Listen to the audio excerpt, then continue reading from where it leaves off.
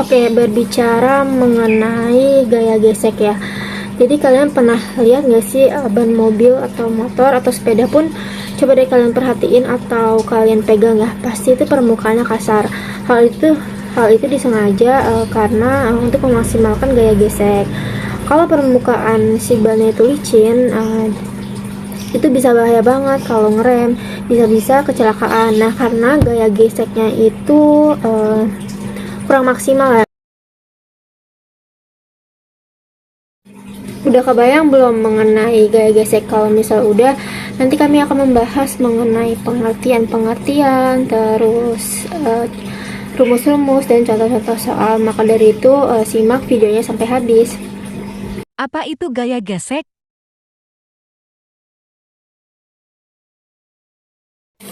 Nah, perlu kalian ketahui, gaya gesek itu tuh arahnya itu selalu melawan arah gerak. Contohnya gimana? Nah, contohnya itu pada mobil yang parkir di sebelah kanan. Nah, itu tuh gaya geseknya ada di sebelah kiri. Itu maksudnya. Gaya gesek kan dibagi menjadi dua jenis ya.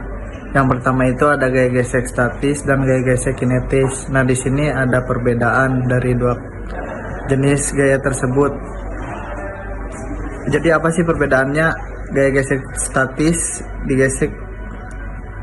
gesekan terjadi antara dua benda padat yang tidak bergerak secara relatif satu sama lainnya. Sedangkan kalau yang kinetis itu bisa terjadi ketika dua benda bergerak relatif satu sama lainnya yang saling bergesekan. Untuk rumusnya juga berbeda ya, karena gaya gesek statis bekerja ketika permukaan kontak saling bergeser. Nah, jadi rumus gaya gesek adalah Fs, yaitu besar gaya gesek statis sama dengan koefisien gesek statis dikali N gaya normal. Berlawanan dengan gaya gesek statis, gaya gesek kinetis ini bekerja pada benda yang sedang bergerak. Jadi bisa disimpulkan untuk rumusnya Fk, yaitu besar gaya kinetis sama dengan koefisien gesek kinetis dikali gaya normal.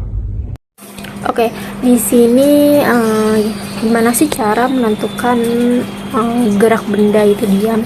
Nah, yang pertama itu jika gaya luar lebih kecil dari gaya gesek statis, maka artinya benda tersebut itu diam.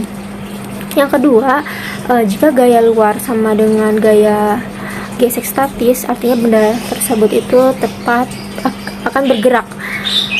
Nah, yang ketiga itu jika gaya luar lebih besar dari gaya gesek statis, maka artinya benda tersebut akan bergerak.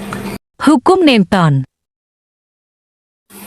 Oke, sebelum membahas lebih lanjut mengenai hukum Newton, sebelumnya kalian tahu nggak sih hukum Newton 1, 2, dan 3 itu ditemukan oleh siapa?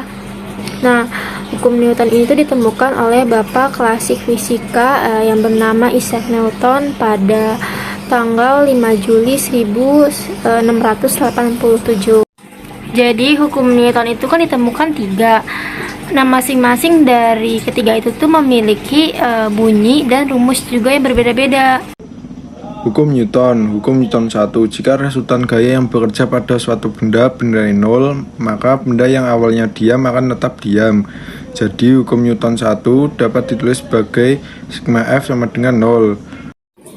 Pernah nggak sih kalian waktu di mobil tiba-tiba supir itu berhenti mendadak ya, rem mendadak. Nah, terus badan kalian tuh kayak sedikit maju ke depan tapi kembali ke semula. Jadi badan kalian tuh berusaha mempertahankan tempat semula. Padahal itu tuh kalian lakuin secara sadar.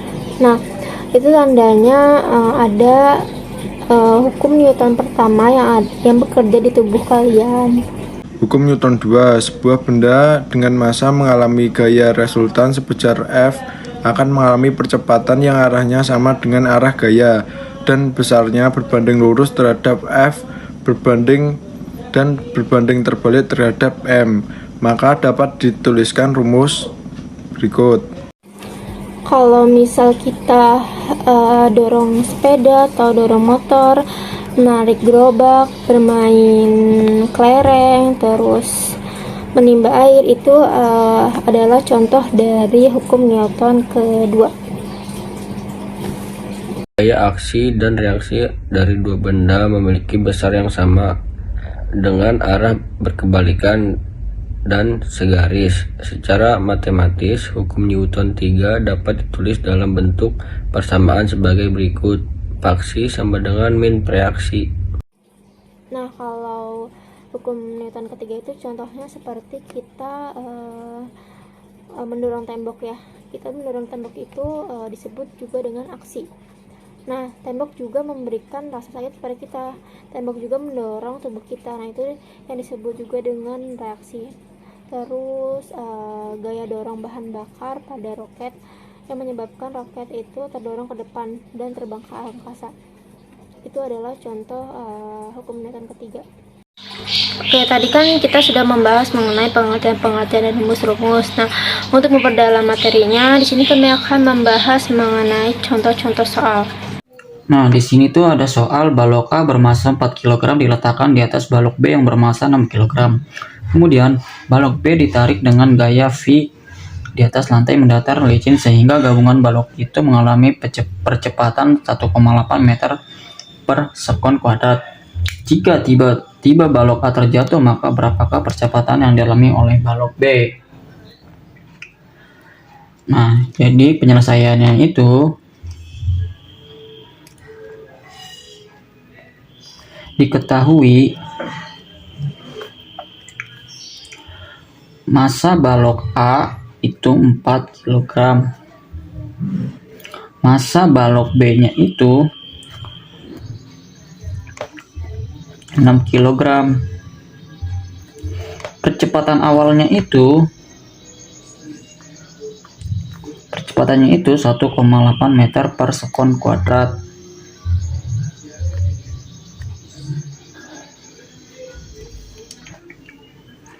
Nah, ditanyakannya itu percepatan yang kedua. Nah, jadi di sini kita menggunakan rumus hukum 2 Newton. Rumus hukum 2 Newton. Nah, jadi rumusnya itu V. V itu adalah gaya sama dengan M, massa balok A ditambah massa balok B dikali dengan percepatan awal. Nah, di situ kita masukin massa balok A-nya. Massa balok A-nya itu 4 kg tambah 6 kg dikali dengan percepatan awalnya 1,8. Situ 4 tambah 6 itu 10 kali dengan 1,8. 10 dikali dengan 1,8 dan hasilnya itu gayanya itu hasilnya 18 Newton. Selanjutnya kita mencari percepatan yang kedua. Percepatan yang kedua itu rumusnya V sama dengan MB. Nah, V-nya itu sudah ketahuan 18 Newton. Sedangkan MB-nya itu sudah ketahuan 6. Nah, di sini tuh ada soal. Nah, soalnya itu kayu bermasa 100 kg ditarik di jala jika koefisien gesek kinetisnya 0,2 dan percepatan gravitasinya 9,8 meter per sekon kuadrat. Berapa gaya gesek kinetisnya? Nah, jadi kita cara mengerjakannya itu diketahui masanya itu 100 kg. Koefisien gesek kinetisnya itu 0,2. Jadi kita menggunakan UK. UK-nya itu koefisien gesek kinetis 0,2. Percepatan gravitasinya itu 9,8 meter per sekon kuadrat.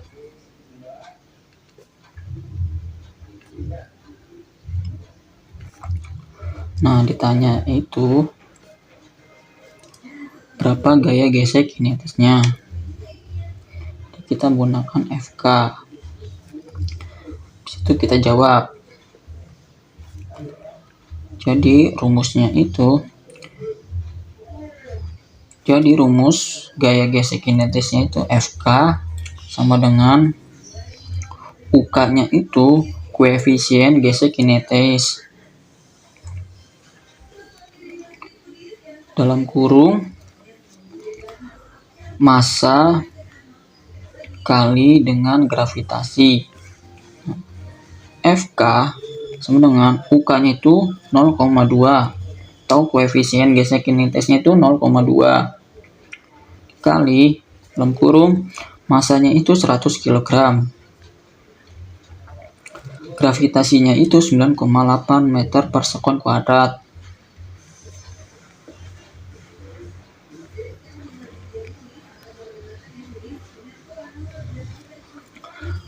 Nah, jadi kita sudah dihitung hasil dari 0,2 dikali 100 kg dikali dengan 9,8 itu KFK-nya itu 196 Newton.